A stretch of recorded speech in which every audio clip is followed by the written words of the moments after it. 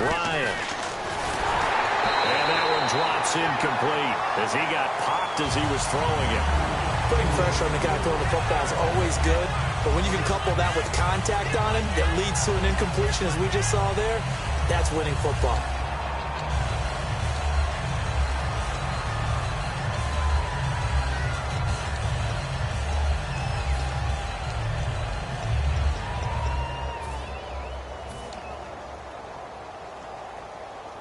NFL teams last year a little under 50% on fourth down conversions. This is a bit tougher.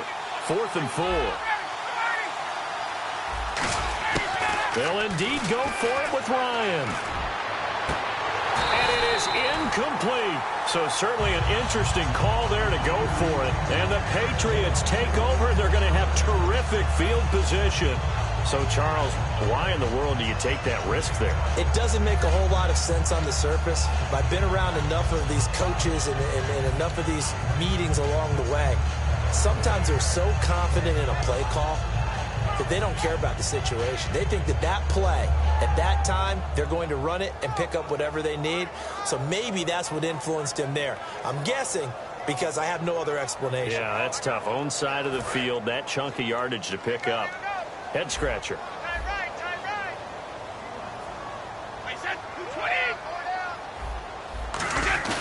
Now a play fake here on first down.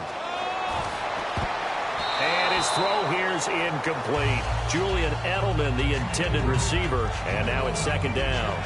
It's always tough for the guys throwing the football when they think they've got a completion and the ball's almost there, and then someone sneaks a hand or two in and bats it away. Offense still needing 10 yards. 2nd down.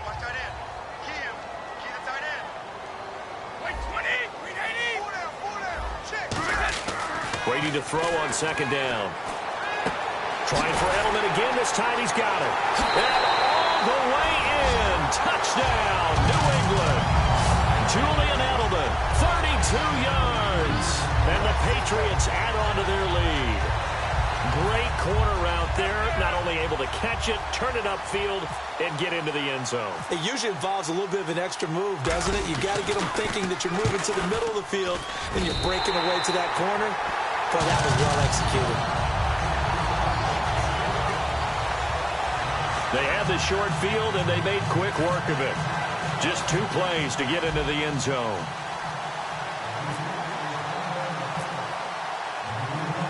Gostkowski now, after the touchdown, he'll send this one away. That'll be taken in the end zone. And the decision to bring it out, a good one, as he's up a yard or two shy of the 30. Atlanta now coming out on the field. And last time out, went for it on 4th down, turned it over, gave him great field position, turned it to 6 points, so they've got to recover here, Charles. It's amazing what one decision can do in the chain of events, right? The decision to go for it on 4th down. Caused all of that. It caused every bit of it, but it showed confidence. Hey, I've got confidence in you guys. Go pick it up for them. Didn't happen.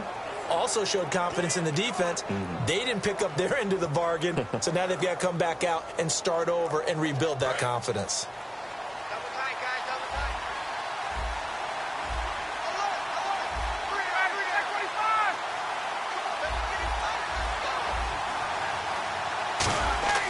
They'll throw on first down with Ryan. And it's hauled in by Austin Hooper. He goes for 18 there as the drive will continue. Almost not fair. The big guy running the corner route, being able to lean and push and get to where he wants. So how do you stop it? A lot of times you want to have a linebacker on him, a bigger body guy who can handle him physically. But a lot of times that doesn't work as well because his quickness often wins the route.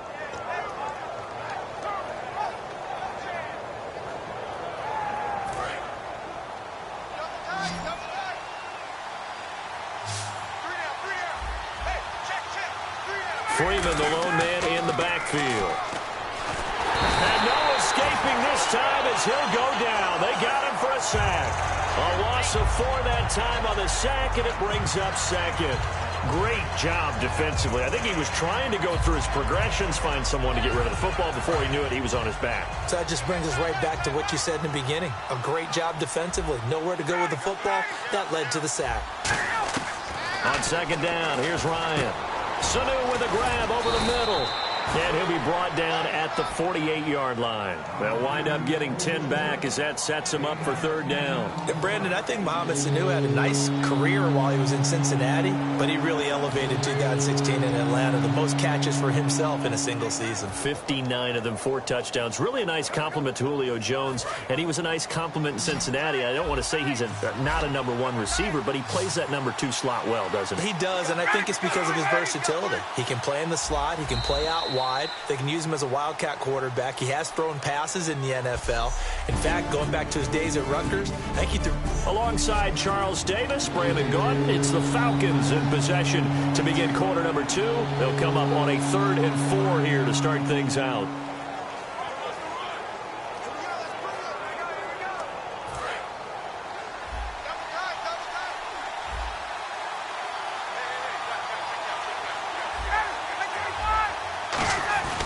They run the play fake to Coleman. Now Ryan. It's caught. Jones. And he's able to get it to the 33. Good enough for a first down. A solid gain of 15 yards, and the sticks move. And that's the connection, Ryan to Jones, that this defense obviously has to key in on. Certainly feels like they got the party started with that one, doesn't it? And when those two get in sync, it just scares the heck out of defenses because he can hit Julio Jones in a short zone, and he can take it the whole way. They go play action here on first down. It's caught over the middle. Hooper. That one good for 16, and the drive will continue. And now the passing game here in the second quarter starting to heat up a little bit. Don't you feel the rhythm starting to happen, right? You see it now. The confidence is starting to rise. I think now as a play caller, because that has happened, you lean on it a little bit more. You don't go totally away from running the football, but you do say, guess what? We can throw it. We can throw it well with a whole lot of confidence. From the red zone now, here's Ryan on first down. Into double coverage, and it's intercepted. And he coughs up the football near his own goal line. And this will be scooped up in the end zone. The defender gets there, and it's a touchdown. And remember, that drive started back at the 2, 98 yards into the end zone to finish with that run. And what do you think the guy who punts the ball was doing? I mean, when that drive started, he was thinking about, okay, catch it, get rid of it, right? When he's one.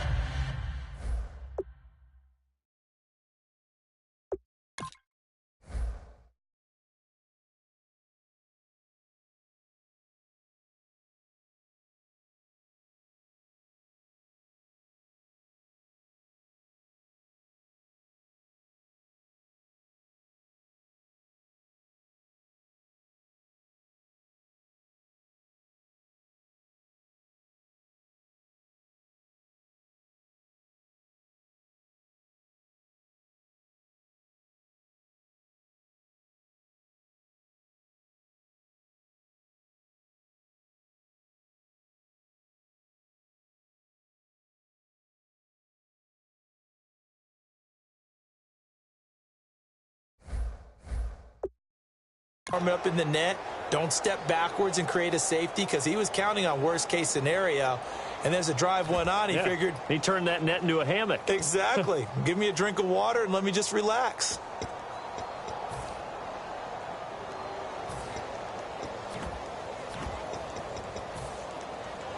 Now Matt Bryant on for the point after.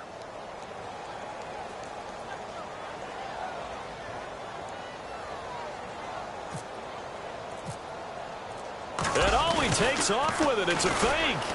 He cuts it right, and he is not going to get in here. So the decision to go for two does not pay off as they're unable to cut any further into their deficit.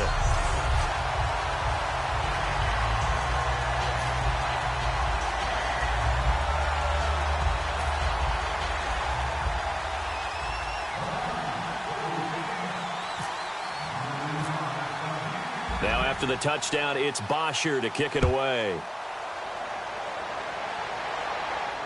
This one fielded at the 5. And he'll take this across the 25, a couple extra yards up to the 27-yard line.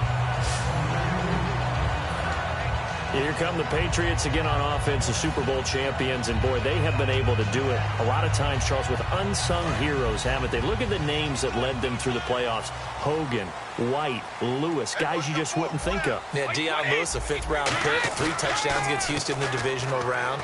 Chris Hogan, undrafted. He ends up having 180 yards in receptions, including 5 plays of 20 yards or more against the Pittsburgh Steelers. And how about James White, a 4th-round pick out of Wisconsin? Think about who he played behind while he was at Wisconsin, and he turns out to be the unsung hero of the Super Bowl. Would have been the MVP if it wasn't for Tom Brady. And you mentioned James White at Wisconsin. He was behind who? Melvin Gordon and Monte Ball, right? That's correct. Gronkowski's got it on the crossing route. And he'll be taken down, but not before he gets into enemy territory. Ah, yes, Brady to Gronk. You think these two are in sync? Without a doubt. And look, they both understand what they can do for each other. Gronk knows if he gets open, the ball's going to be there. And Tom Brady knows what a great security blanket Gronk is. When all else fails, you find Big 87. Offense comes to the line now, 1st and 10. Blunt, the lone running back. Now a play fake here on 1st down. Over the middle, that's taken in by Gronkowski. Give him 27 yards that time. And it'll be 1st down, New England.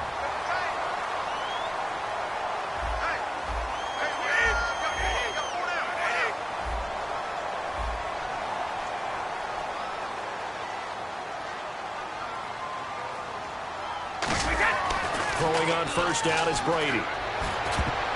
Throwing over the middle, but it's incomplete. All defenders get tired of hearing about their lack of hands and why they're playing defense instead of offense. But in this situation, it was the hands that made the play. Batting the ball away on an attempted touchdown pass. Excellent job. Way to knock it down.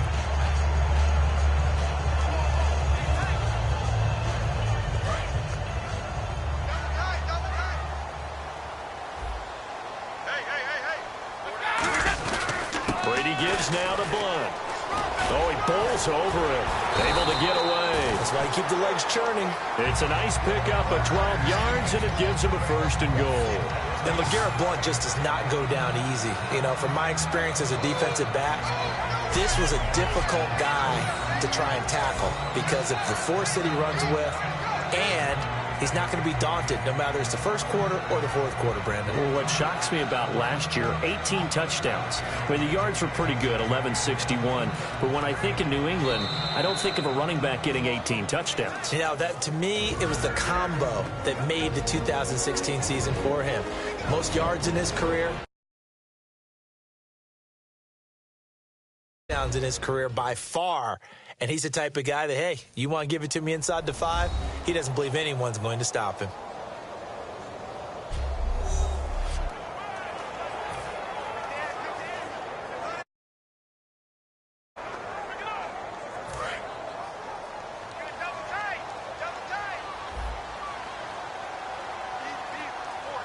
Blunt, the lone running back. To throw is Brady. Oh, he had 6 points in his hands there. Couldn't hang on. 2nd down. After all the preparation, all the practice, a play like that will absolutely break your heart. They had everything they wanted, just unable to complete it. In the end zone, a big-time drop. And here comes play number 6 on this drive.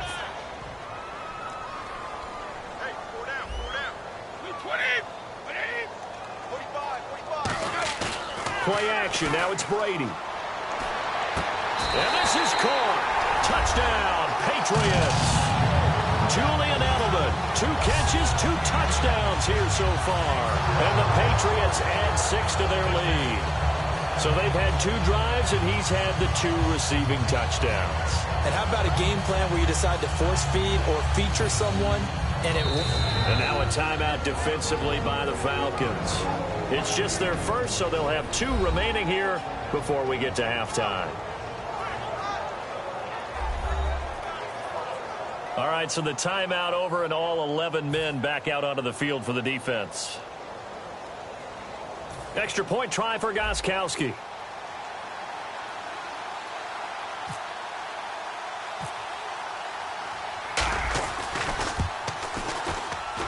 It's good, and now it's an 11-point lead, 17-6. So this drive spans 7 plays, and it ends with a New England touchdown.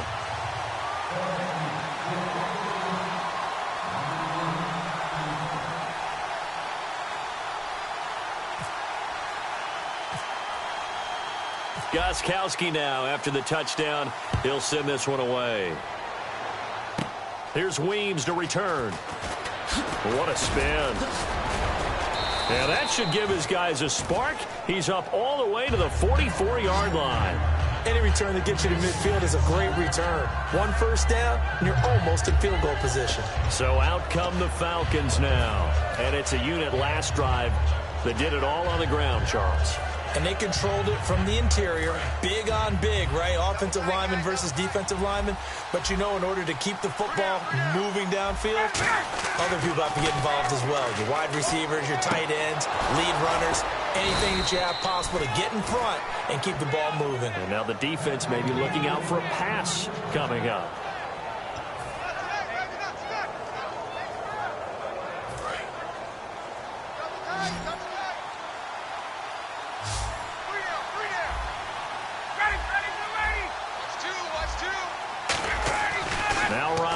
First down. And Tammy with it over the middle.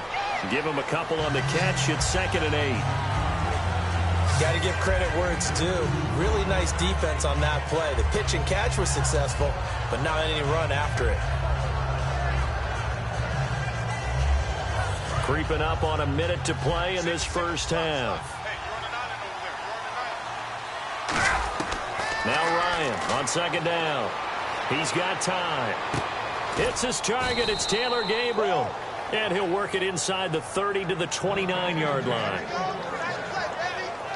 Never make the mistake that the slot receivers, especially the little guys like we're watching here, are just quicker than fast. A lot of them combine quickness and speed, and they catch a lot of footballs, as we just saw there. So the offense has it 1st and 10.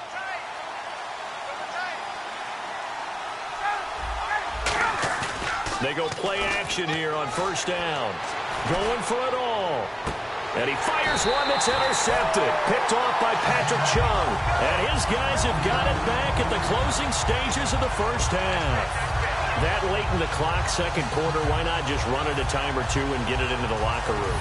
What you're saying makes absolutely perfect sense. Run it and get out of there. But I'm just wondering if the pressure of today's NFL and the high-powered offenses that you're facing may force them into saying, let's try and get some more points. And right side, caught, Hogan. And they're going to get this one up to the 35-yard line. A big play there for the Patriots. 34 yards. And the offense moving quickly to the line. The final shot before half for Brady. To the left side and complete for Julian Edelman. So we've reached halftime. Jeez, I don't even want to let their guys get a drink of water. All right, 3rd quarter, let's get to it.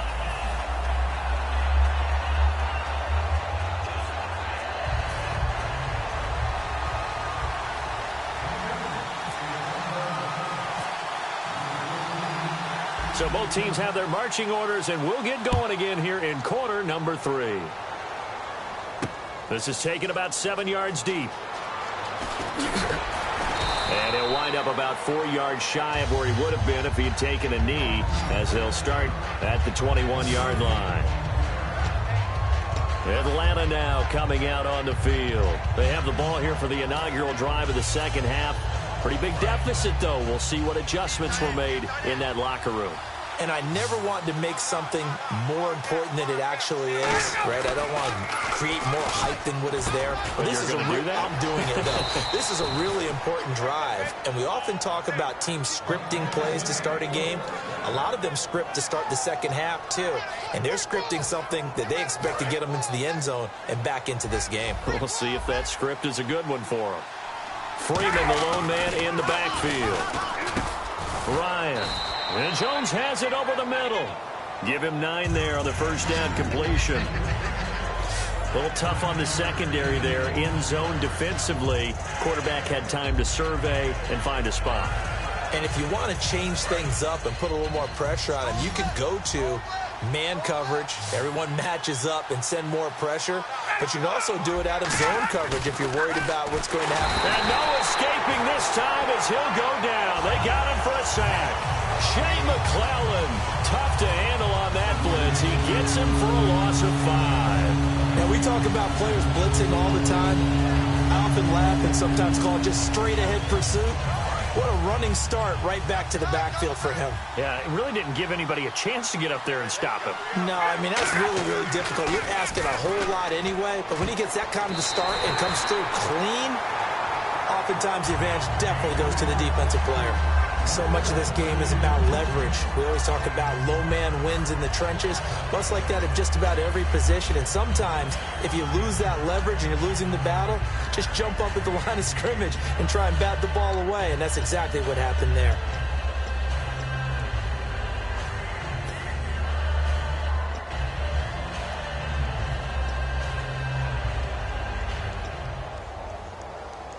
Still just the third quarter, but they've got to make something happen. I think they know that. They're going for it on 4th. They'll indeed go for it with Ryan. Sanu with a grab over the middle. Boy, a curious decision to go for it. Doesn't pan out. And the Patriots take over, and they're going to have terrific field position. Down 2 scores. I guess they felt like they needed to go for it. They must have thought they had a play to dial up that they could get it, and it didn't work out. They must have thought, as you pointed out, they had a play, and they were probably looking at the number of possessions that they thought were